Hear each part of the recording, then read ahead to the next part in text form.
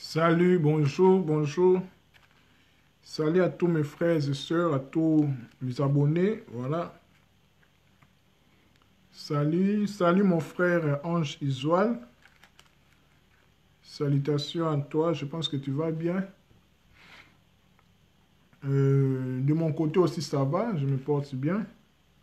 C'est ça le plus important. Nous allons débuter notre live, comme annoncé. Toujours sur la même lancée, notre grand thème que nous avions débuté, ça fait presque 2 semaines déjà. Qui est l'être humain? C'est le grand thème qui est subdivisé par plusieurs sous-thèmes. Donc, on a commencé depuis, je dirais, 2 semaines de cela. Le grand thème qui est l'être humain, c'est un sujet qui me porte beaucoup à cœur. Oui, voilà, la santé avant tout. Donc, c'est un sujet qui me porte vraiment à cœur, qui est l'être humain. Dans ma quête, dans ma passion de la spiritualité, des questions existentielles, Dieu, les religions, les spiritualités, comme vous le savez, c'est que je poste sur Facebook. Donc, la quête de la connaissance en général, la culture générale. Donc, le sujet de l'être humain, de l'humanité en fait, qui est l'être humain, me porte vraiment à cœur. C'est pour cela, grâce à l'inspiration, je dirais, de l'Esprit de Dieu, je l'ai sous-titré par plusieurs sous-titres, permettez la tautologie. Donc, parce que l'être humain est un monde, est un univers, est un cosmos, est comme on dit microcosme. Il est le reflet du grand macrocosme, c'est-à-dire du grand univers. Voilà. Donc, l'être humain est le reflet de Dieu. Voilà.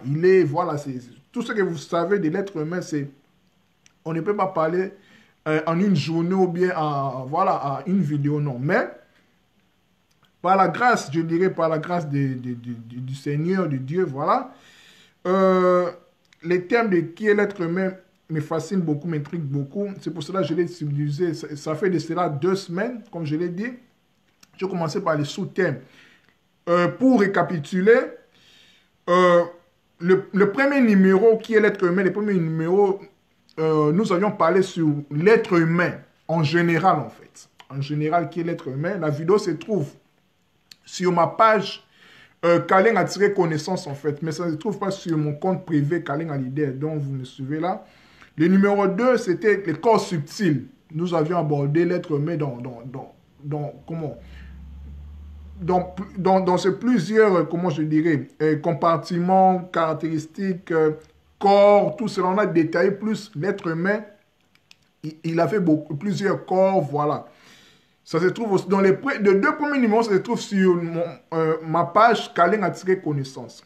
Mais, à partir du 3e numéro, qui est l'être humain, le 3e numéro, j'ai parlé sur les niveaux de la conscience, les niveaux de conscience de l'être humain. J'ai abordé, j'ai démontré, j'ai sélectionné en fait que l'être humain a 7 niveaux de conscience, en général en fait, bien sûr, bien qu'il y a plusieurs niveaux de conscience, mais on ne donne que ce qu'on a. J'ai détaillé les niveaux de conscience de l'être humain à partir de son premier niveau de conscience, le sommeil profond, jusqu'au niveau de la conscience, je dirais la conscience de l'unité, bien la conscience divine. Le 4e numéro, c'était « Nous sommes des créateurs ». Nous allons démontrer que l'être humain est un créateur. Nous sommes des créateurs. L'être humain crée à chaque instant, consciemment ou bien inconsciemment. Voilà. Le 5e numéro, nous avions abordé l'être humain dans son côté, je l'ai titré « Pensée et émotion, d'où viennent-elles » En fait, j'ai démontré d'où viennent nos pensées et nos émotions. Voilà. Et puis, le 6e numéro, c'était cette semaine, qui est l'être humain, corps, âme, esprit, selon la Bible. Voilà, donc j'ai démontré selon la Bible qu'est-ce que le corps, l'âme et l'esprit, selon la pensée de la Bible. J'ai employé plus les mots hébraïques, les mots grecs, j'ai plus expliqué. Tout cela, ça se trouve sur mon mur. Si vous parcourez, vous verrez bien sûr tous ces émissions, tous ces lives, tous ces partages. Voilà. Aujourd'hui, notre thème d'aujourd'hui, c'est qui est l'être humain. Voilà, le grand thème, c'est qui est l'être humain. Le numéro 7, septième numéro, nous allons parler sur le titre est le mariage d'Adam et Ève. C'est-à-dire le mariage Adam, la masculinité, le côté mâle, ou bien l'homme. Ève, c'est le côté femelle, ou bien la féminité, femme. Donc nous allons parler du mariage, le mariage entre Adam et Ève, le mariage entre la masculinité et la féminité de l'humanité, de l'être humain, ou bien de l'homme et de la femme. Voilà. Donc, comme vous le savez bien, Adam et Ève. Adam et Ève, tout le monde connaît Adam et Ève. La Bible en parle, Adam et Ève. Voilà. Qui symbolise, bien sûr, dans son côté, quand nous l'abordons au premier regard, c'est l'homme et la femme. Mais quand nous entrons dans les détails, Adam et Ève ne signifient pas d'abord les êtres humains physiquement comme moi et vous. Non. Adam et Ève sont des principes cosmiques, des principes de l'univers, les principes, je dirais, les principes divins. Adam et Ève sont les principes divins, en fait. Ce sont les deux courants, je dirais, énergétiques, les deux canaux énergétiques qui comment je peux le dire, qui fonda l'univers, la création, en fait. Parce que pour qu'il y ait création, il faut qu'il y ait deux parties. Vous voyez, il faut qu'il y ait deux parties. C'est pour ça même le but de la création. Quand le créateur état absolu, Dieu, le grand Dieu, le big boss, voilà, il est un en fait. L'absolu, il est un. Mais en voulant créer, il s'est mis des limites en fait. Il s'est mis des limites. Des limites en fait. C'est pour ça que vous voyez dans la tradition juive, permettez-moi d'employer la tradition juive. Pourquoi? Parce que je parle d'Adam et Ève. Je parle d'Adam et Ève. Si vous avez des questions, des ajouts, n'hésitez pas parce que je vois des personnes qui me suivent sont aussi bourrées de connaissances par rapport à ce que je suis en train de dire. On les donne que ce qu'on a. Donc je disais que la création, c'est déjà la dualité. C'est déjà de mettre la dualité en fait. C'est-à-dire Dieu étant absolu avant la création, Dieu était un en fait, l'absolu. Prenons ça ici. Mais en voulant créer, quand il a pensé pour créer, il s'est mis des limites en fait, des limites. Il s'est mis, je dirais, l'altérité. Parce que la création, c'est en fait, c'est, comment je peux le dire? C'est Dieu lui-même qui se voit en face. Vous voyez? C'est pour cela on dirait même que Dieu est l'incréé qui n'a pas de cause en fait, et aussi le créé. Parce qu'on les voit grâce à ses œuvres en fait, grâce à la création. Vous voyez? Donc, il s'est dédoublé en fait. C'est de là où vient même la notion de la dualité. Vous voyez, c'est pour ça qu'on dit que Dieu est tout en fait. Il est tout dans tout. Il est en même temps visible et invisible. Visible par la création. Vous voyez, il émerge sa création en fait. Vous voyez, c'est pour ça qu'on dit même que la création rencontre la gloire de Dieu. Vous voyez, donc la dualité, c'est pour cela, ça engendrait tous les principes de la dualité que vous savez. Adam et Ève, l'homme et la femme, yin et le yang, chez les taoïstes, chez les chinois, bien et mal, plus et moins, centripède et centrifuge, orbe et odds dans la Kabbale juive, Purush et Prakriti chez les hindous. Donc toutes les notions de la dualité, Kento et Bakala chez la tradition Congo, mâle et femelle, donc tout ce qui est duel en fait, c'est le fruit de la création, c'est le fruit de Dieu en fait. Donc l'absolu qui a voulu créer s'est mis en fait des limites en fait. Il s'est limité. Donc c'est comme s'il se voit en miroir. Je peux dire même que la création c'est le miroir de Dieu. C'est là où Dieu se voit en fait. C'est là où nous voyons Dieu. Dieu, personne ne le voit. Merci beaucoup, Maître Jean-Pierre Mansolo, content de te lire. Donc, je disais que la création, c'est le miroir de Dieu, en fait. Dieu se voit lui-même, en fait. Dieu se voit lui-même.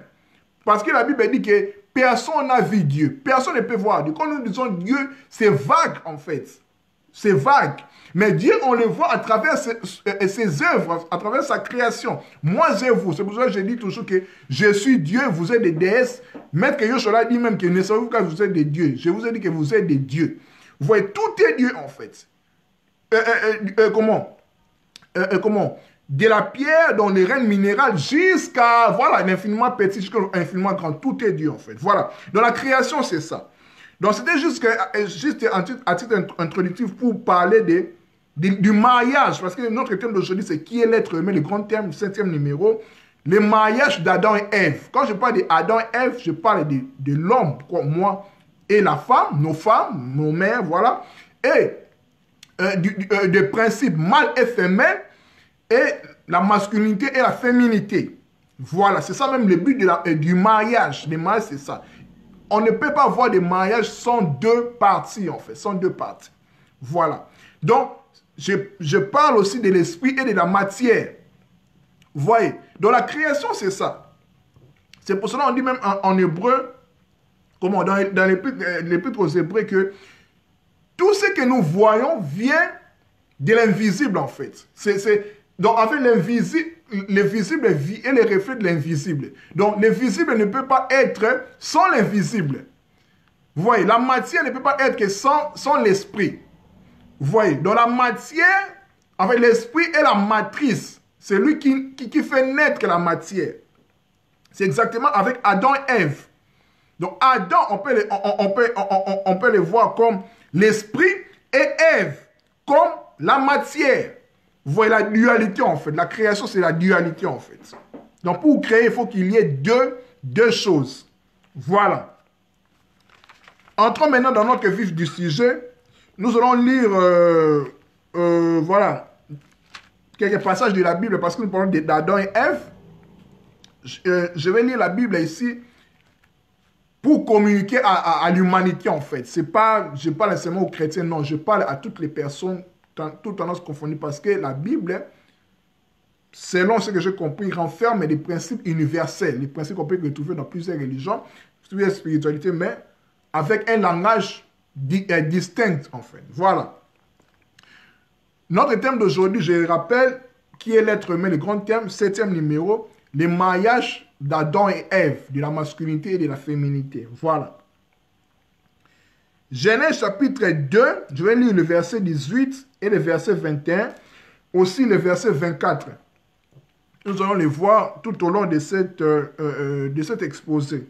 Voilà. D'abord, je vais lire Genèse chapitre 2, verset 21. Et puis, je vais expliquer. Et puis, si vous avez des questions, n'hésitez pas à oublier des ajouts. Voilà. Genèse chapitre 2, verset 21. Alors le Seigneur Dieu fit tomber l'homme dans un profond sommeil. Il lui prit une côte et refermant la chair à sa place. Je répète. Alors le Seigneur Dieu fit tomber l'homme dans un profond sommeil. Il lui prit une côte et refermant la chair à sa place. Voilà.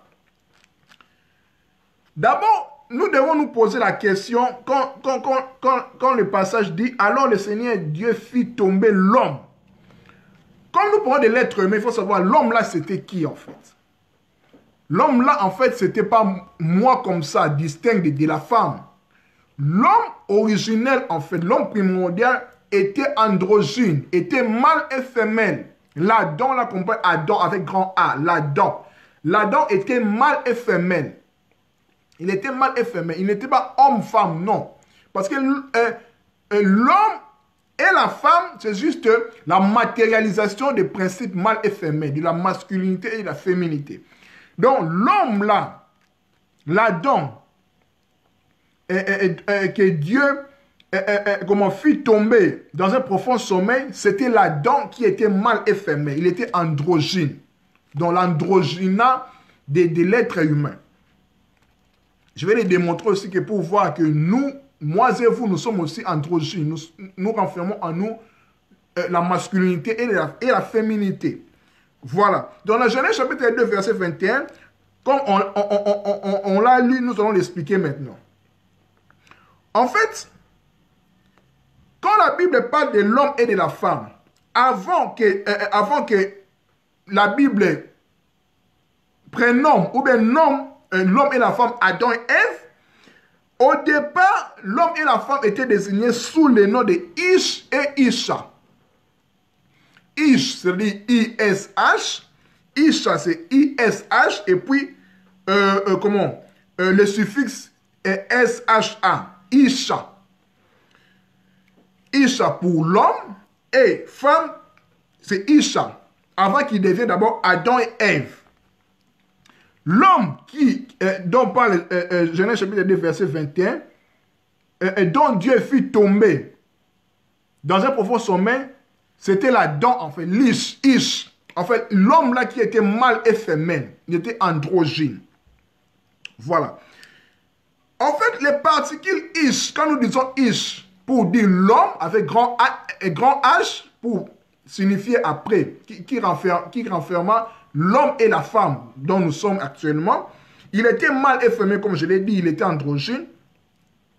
Est un terme, bien sûr, on le connaît hébreu, mais originellement vient de l'ancien assyrien, selon les experts en fait de la Bible. Voilà. La syllabe Ish, comme je l'ai dit, l'homme là dont Dieu fit tomber dans le sommeil, qui était mâle et femelle dans l'Adam primordial là, veut dire ancien. Le mot Ish là, Adam fit tomber, dont Dieu fit tomber dans le sommeil, c'était Ish. L'homme là, Ish, était mâle et femelle. Ish veut dire ancien. Donc nous voyons ici l'ancestralité, l'ancienneté de l'homme, de l'humain en fait. C'est notre histoire qui est rencontrée ici en fait. Ce sont les principes comme je vous ai dit. Donc Ish, l'homme là, ça signifie ancien ou bien ancêtre. C'est pour cela qu'on dit que Adam et Ève sont nos ancêtres en fait. Les ancêtres dans le sens, c'est un terme générique, ce sont des termes génériques en fait. C'est notre histoire, c'est l'histoire de l'humanité que la Bible rencontre ici. Voilà, c'est l'histoire de l'humanité en général en fait. C'est ce que nous devons comprendre. Donc l'ancêtre, comme je vous ai dit, l'homme là signifie l'ancêtre dont Dieu fit tomber dans le sommeil. Et puis, les saints, c'est-à-dire Isha, comme je vous ai dit qu'avant que la Bible, prénomme l'humanité, l'homme et la femme, Adam et Ève, on est désigné par les termes Ish pour l'homme et Isha pour la femme. Ish, c'est l'ancêtre primordial qui était mâle et femelle. Parce que Adam, dont Dieu fit tomber, était mâle et femelle. Il était mâle et femelle, il était androgyne. Il était l'ancêtre, signifie l'ancêtre.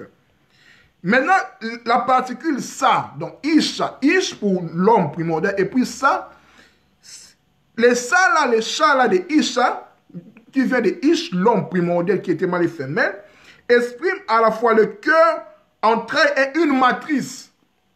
Vous voyez? Donc, c'est-à-dire que dans Ish, dont parle Genèse chapitre 2, verset 21, auquel Dieu fit tomber dans un sommeil profond, en lui, il renfermait la masculinité et la féminité. La partie mâle et la partie femelle, Adam et Ève après, l'homme et la femme plus tard. Voilà. Donc les ça là, les chats expriment le cœur, les entrailles, une matrice. Associée à Ish, ça donne Isha, comme je vous l'ai dit, qui signifie, excusez-moi, qui signifie cœur de l'ancêtre. Ou bien matrice de l'ancêtre, ou bien entraille de l'ancêtre. L'ancêtre primordial, là, dans la primordiale, qui était mâle et femelle. En lui, il était Adam et Ève. Enfin, il était androgyne. Il était comme ça, deux. Dieu lui fit tomber un sommeil profond. Le but était quoi? On va le voir comme vous le... Je pense que vous le connaissez. Le but était, on nous dit plus tard que alors le Seigneur Dieu fit tomber l'homme primordial en fait, mâle et femelle. Et dans un sommeil profond, il lui prit une côte et referma la chair à sa place. Il lui prit une côte, en fait, au niveau de l'extérieur, si on peut le dire ainsi.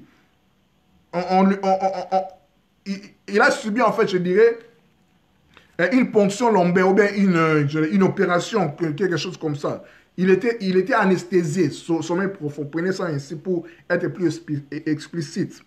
Donc, c'est à partir de là que Isha, donc c'est-à-dire la femme, Ève, plus tard, est tirée du flanc, ou bien de la côte de Ish. Ish, là, il était mâle et femelle. Ce n'était pas Adam, l'homme comme moi, comme ça, comment ne dépend pas de la femme. Voilà, il était deux en fait comme ça. Il était deux. Quand Dieu lui fit tomber, il était deux en fait. Quand Dieu prit les flancs de sa côte, mais la vraie tradition c'est du côté, les côtés en fait, son côté en fait, et lui fit penser que l'homme était antérieur à la femme. Non, c'est inexact. L'homme n'est pas antérieur à la femme. Non. L'homme et la femme ont existé déjà depuis ensemble parce que c'est l'androgyne de l'humanité. L'homme et la femme, en fait, c'est le principe mâle et femelle. C'est pour cela, nous étant esprits, nous avons la partie mâle et la partie femelle en nous. Vous voyez? Donc, Adam et Ève ont été créés à partir de Ish, à partir de l'Adam primordial, l'ancêtre en fait, qui était androgyne. En fait, il y a eu en fait séparation. Quand Dieu prit les côtes en fait de l'Adam qui était mâle et femelle, c'était en fait la séparation en fait. Dieu les a séparés en fait. Ils étaient en fait dos à dos. Dos à dos. Et puis quand il y a eu séparation, ils se sont vus face à face en fait. Face à face. Pour cela, plus tard, Adam va dire que voici l'os de mes os, chair de ma chair. Parce qu'il s'est reconnu en lui son autre partie en fait. La partie femelle de l'humanité, le féminin de l'être. Je pense que c'est clair. C'est ça même le but du mariage. On se marie parce que c'est quelque chose, comment, d'inhérent en nous en fait. Ça se trouve en nous parce que nous avons besoin d'être aimés et d'aimer. C'est comme ça, c'est naturel. C'est pour cela que quand on se marie, en quelque sorte, on cherche, pour l'homme, on cherche notre Ève, notre partie qui est séparée de nous en fait. Parce que nous sommes androgynes, nous sommes mâles et femelles. Si on est une femme, nous cherchons notre Adam. Vous voyez, c'est ça le principe en fait. C'est ça même l'histoire d'Adam et Ève. Continuons. Donc, nous avons compris que, au départ, avec notre passage introductif, Genèse chapitre 2, verset 21, quand Dieu fit tomber l'homme, l'Adam en fait, l'Ish primordial dans un sommeil profond, l'Adam là était mâle et femelle. Il était mâle et femelle. Il était en même temps. L'Adam et Ève, ils étaient androgynes.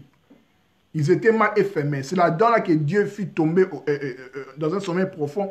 Et puis, quand la Bible dit, tira un flanc de son côté, en fait, prit une côte, un côté, pour la vraie traduction, c'était juste la séparation, en fait, pour les séparer, en fait.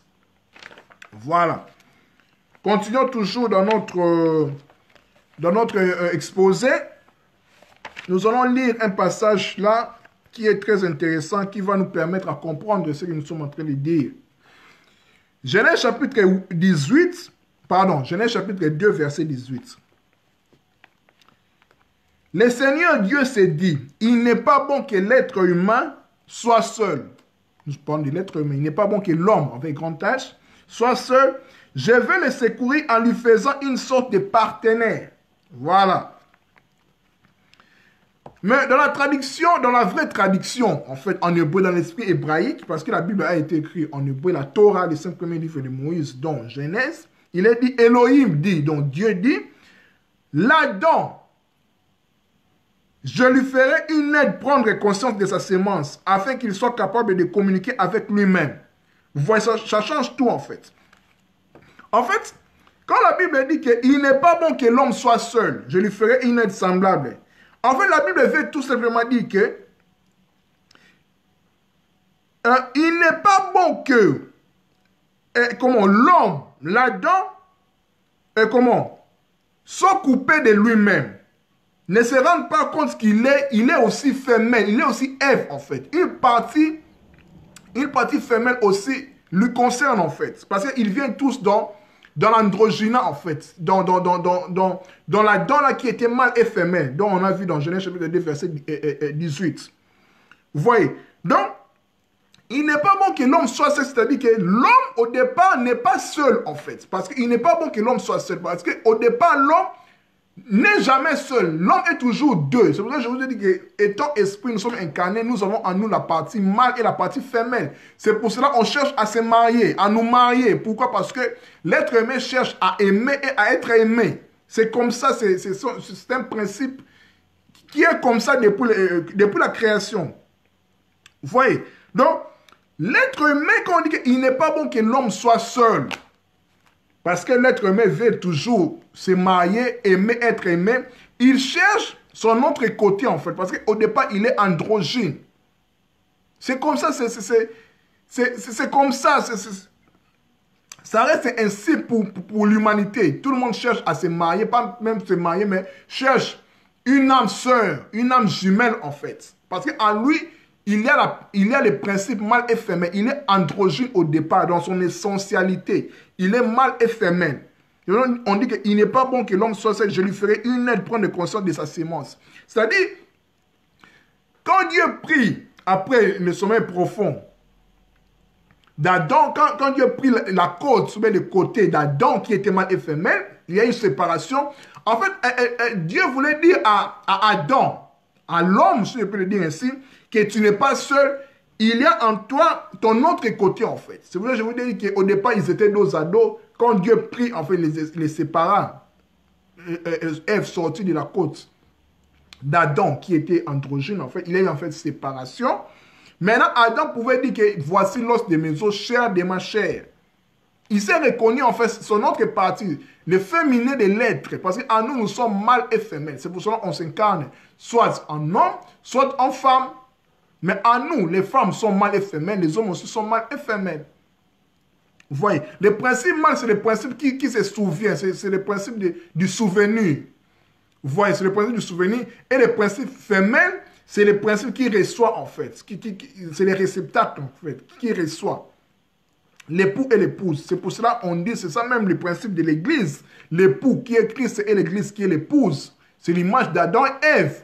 C'est-à-dire que l'époux, en fait, Christ communique en fait, donne une parole, sème quelque chose et l'épouse reçoit.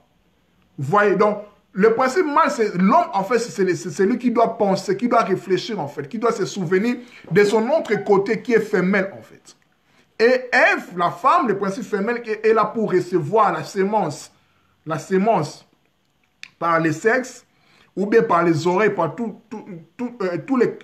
les canaux qui peuvent l'aider à recevoir la sémence de l'homme. Voilà. Continuons.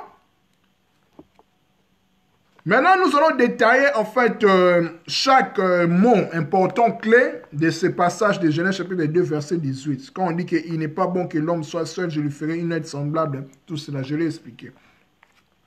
Quand on dit qu'il n'est pas bon que l'homme soit seul, le terme soit seul, en hébreu, c'est dit lebado. Comme nous parlons de la Bible d'Adam et Ève, la Bible étant un livre universel, qui a un langage en fait que nous devons expliquer. Soit seul, en hébreu, ça veut dire lebado. Lebado, ou seul de lui, il n'est pas bon que Adam soit seul de lui, donc c'est-à-dire coupé de lui-même en fait. Il n'est pas bon que Adam soit seul de lui, soit coupé de lui-même, parce qu'il n'est pas seul en principe. Il est mâle et femelle, il est au départ androgyne.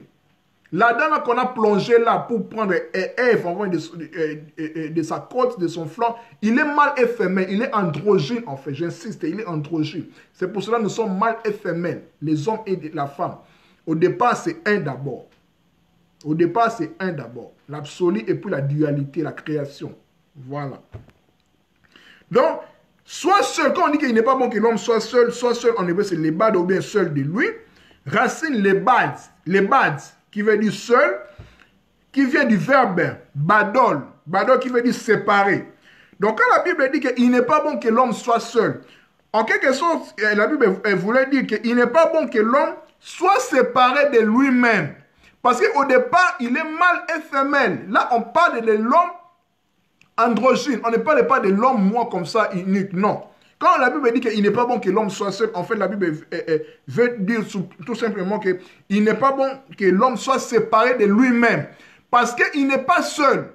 Voilà, Ish et Isha. Bonjour mon frère Kabenue Beli. Il n'est pas bon que l'homme soit seul, c'est-à-dire il n'est pas bon que l'homme soit séparé de lui-même. C'est pour ça que je vous ai dit que c'est ça même le but du mariage. Nous cherchons à nous marier ou bien à aimer. Pourquoi? Parce qu'en nous, nous sommes androgynes, nous cherchons notre altérité, notre autre, en fait, si je peux le dire ainsi. Vous voyez? Donc, l'androgynie de l'être humain s'exprime en fait ainsi. Nous voulons aimer, nous voulons aussi être aimés. C'est ça même le but du mariage, de l'union en fait. Parce qu'au départ, nous sommes mâles et femelles, nous sommes androgynes. J'insiste là-dedans, c'est très important. C'est ça même le but du mariage d'Adam et Ève. Du mâle et de la femelle, de la masculinité et de la féminité. Donc, quand la Bible dit qu'il n'est pas bon que l'homme soit seul, la Bible veut tout simplement dire qu'il n'est pas bon que l'Adam, l'homme, soit séparé de lui-même.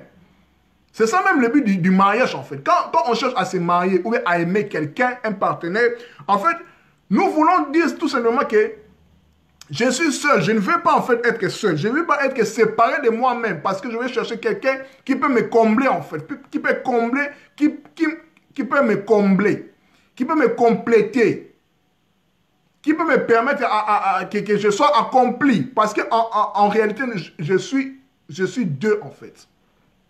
Vous voyez, c'est ça ce que nous devons comprendre. Soit seul, quand la Bible dit qu'il n'est pas bon que je répète, il n'est pas bon que l'homme soit seul. Soit seul, là, il faut comprendre que c'est séparé. Il n'est pas bon que là-dedans, l'homme soit séparé de lui-même. Soit séparé de lui-même. Donc, la solitude de l'homme, il n'est pas bon que l'homme soit seul, soit séparé de lui-même, en fait, parce qu'au départ, il est androgyne, il est mâle et femelle. C'est ça le but du mariage, de l'union, en fait. Parce qu'en nous, notre sensualité est androgyne. Nous sommes mâle et femelle. Nous sommes Adam et Ève. C'est ça. Continuons. En profondeur, l'homme n'est seul que de lui-même. Parce qu'il est ignorant de son côté ombre, c'est-à-dire de son côté femelle, le féminin de l'être, dans lequel il ne voit pas encore. Vous voyez? Donc, au départ, l'être humain, quand on s'est dit que je suis seul, en réalité, tu n'es pas seul. Même pour les célibataires, les célibataires, en réalité, ne sont pas seuls, en fait. En un, il y a les principes mâle et femelle, mais physiquement comme ça, ils cherchent à aimer et à être aimés, que ce soit des femmes célibataires ou bien des hommes célibataires. Voilà, donc il n'est pas bon que l'homme soit seul. C'est ça, en fait, la séparation, la solitude de l'homme, ce n'est pas bon pour l'être humain, pour son accomplissement. C'est pour cela qu'on dit que sans la femme, l'homme n'est pas accompli, en fait. On parle du mariage. Voilà. L'Adam, image de Dieu, est celle de lui. Il n'est pas bon que l'homme soit seul, bien qu'androgyne. Il est androgyne, en fait. Mais c'est pour cela que Dieu dit qu'il n'est pas bon qu'il soit seul. Après la séparation, j'insiste, c'est parce qu'au départ, ils étaient un, en fait. En quiconque, on parle de Maungu. On les a séparés par Bakala pour l'homme et Kent pour la femme. Vous voyez, quand il s'est séparé, maintenant il cherche à chercher son partenaire en fait, mais sa partenaire, si je peux le dire ainsi. C'est pour cela quand il a vu Ève, il a dit voici maintenant l'os de mes os, chair de ma chair. Parce qu'ils étaient un en fait, ils étaient ensemble. Le mariage, le but du mariage, c'est l'unité, l'union en fait. L'union du mâle et de la femelle. L'unicité en fait, c'est ça le but. Voilà. Voilà, continuons. Nous avons compris ce que nous sommes en train de dire. Donc, nous comprenons que l'Adam est essentiellement mâle et femelle. L'Adam est mâle et femelle. Il est androgyne. Voilà. N'hésitez pas de poser des questions s'il y a des zones d'ombre. Voilà. Et puis, par là, Dieu lui apprend à se souvenir de son inaccompli, de son côté ombre, de son côté caché, qui est encore non accompli. Parce qu'il doit être accompli. C'est ça le mariage. Quand on se marie, le but est d'être accompli. On se sent seul, on se sent séparé de soi-même. Célibataire, bien sûr, mais en nous, nous avons deux parties, la partie femelle et les parties femelles et les parties femelles et mâles. Les parties masculines et féminines. L'androgynat de l'Adam. Voilà. Continuons. Après avoir compris, quand Dieu dit qu'il n'est pas bon que l'homme soit seul, nous l'avons comment expliquer, je pense que c'est clair. Maintenant, étudions maintenant, essayons d'expliquer, quand Dieu dit qu'il n'est pas bon que l'homme soit seul, je vais le secourir en lui faisant une sorte de partenaire, une aide semblable. La vraie traduction, une aide semblable. L'aide semblable est là, oui, voilà la femme. La femme, c'est l'aide semblable de l'homme, bien sûr. Le mot aide, en fait, le mot aide en hébreu, c'est Ezer. pour être complet, aide semblable, c'est Ezer Kenegdo. Aide semblable, Ezer, Ezer. Ebenezer. L'Éternel est ma force et mon secours. Donc l'aide semblable, la femme, l'aide semblable de l'homme, Ezer vient de la racine Oz. Oz qui veut dire la force. La femme est la force de l'homme. La femme manifeste, la femme incarne la force de l'homme.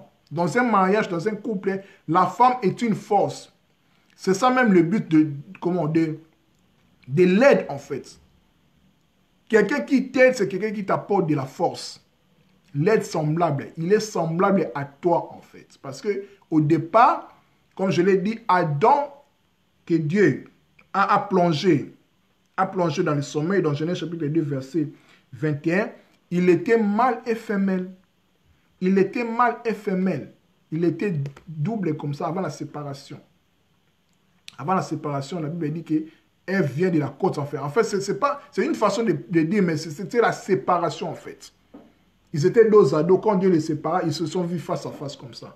Voici l'os de mes os, chair de ma chair. Il s'est reconnu, Adam, l'homme, s'est reconnu en Ève. Parce que Adam et Ève sont égaux, sont co-égaux, sont interdépendants. L'homme et la femme, personne n'est supérieur à l'autre. Non. Bien que nous vivons dans une société patriarcale pour marginaliser la femme, tout ça. Mais au départ, la pensée de Dieu, c'est l'homme et la femme sont égaux parce qu'ils viennent tous de l'unité, en fait, l'androgyna. La séparation, comme je vous ai dit au début, tantôt que c'est la création, la dualité. Donc, l'aide, Ève, qui est là pour supporter, pour aider, l'homme, c'est la force en fait. L'aide semblable veut dire la force semblable. La femme est la force de l'homme. Derrière un grand homme, il y a une grande dame. Sans cette femme-là, tu ne peux pas être fort comme tu es là. C'est ça le mariage, l'union en fait. Pour qu'une télécommande fonctionne, il faut qu'il y ait le principe moins et le principe plus. C'est comme ça en fait. Pour qu'il y ait création, il faut qu'il y ait la pensée, l'imagination et l'action. C'est la dualité en fait. C'est la pensée et l'action. La dualité. Pour que l'esprit puisse opérer dans le monde de la dualité, dans le monde matière, il doit s'incarner en fait. C'est pour cela, vous verrez que nous sommes venus ici sur terre pour matérialiser en fait, comment dire, pour accomplir la mission en fait dont nous sommes appelés. Vous voyez? Donc on ne peut pas sauver les hommes sans se faire homme. C'est pour ça qu'on dit que Jésus, que c'est Maître Yoshua, lui étant Dieu, Christ, hein, quand vous lisez dans Hébreu, tu n'as voulu aucun sacrifice ni holocauste, mais tu m'as formé un corps. Je dis, je viens. Donc Christ est parlé dans l'éternité. Vous voyez, c'est le principe Adam en fait, qui est esprit, qui vient dans les mondes. C'est un principe en fait. Pour que Dieu sauve les hommes, il doit s'incarner en homme.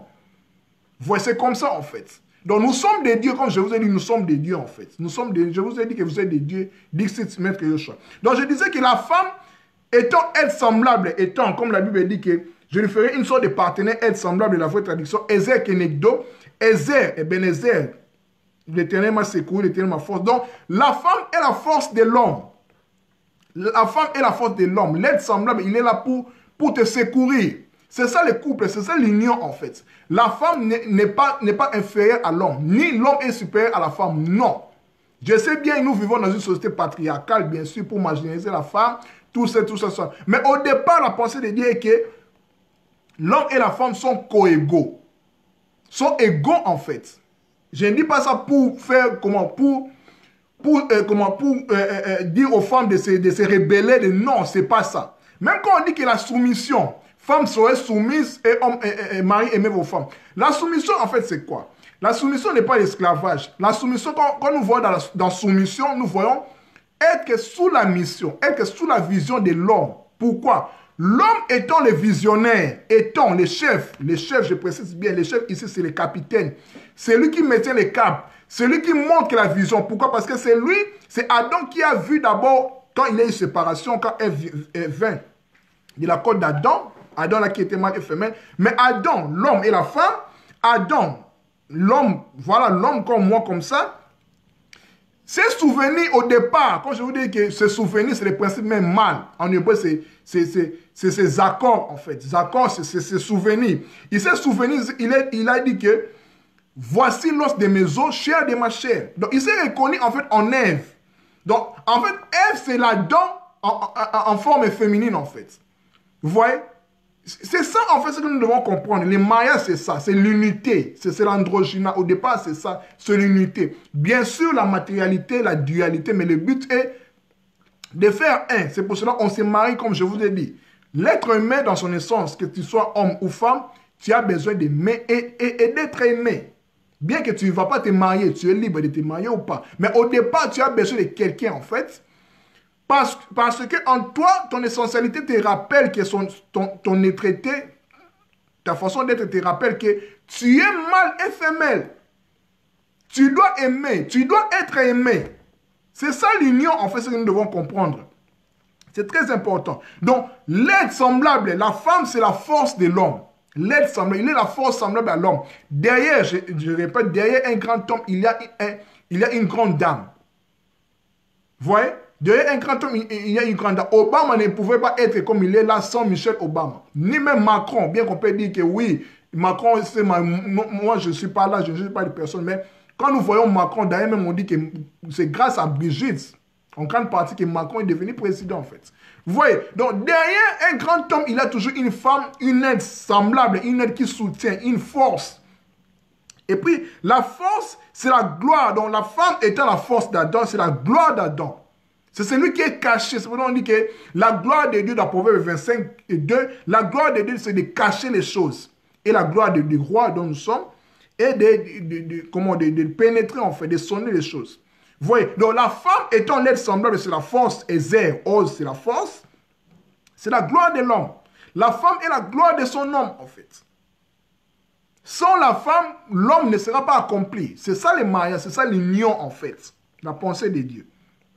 Voyez. Donc, après avoir étudié aide, maintenant étudions semblable, aide semblable. Voilà, la vraie traduction, la Bible dit ici, dans la Bible version française courant, on dit qu'une sorte de partenaire, femme, mais la vraie version dit une aide semblable. Ezer kenegdo en hébreu. Nous avons compris que Ezer, c'est os, c'est la force. La femme est la force de l'homme, c'est la gloire de l'homme. Derrière un grand homme, il y a une grande femme. C'est comme ça. Voilà.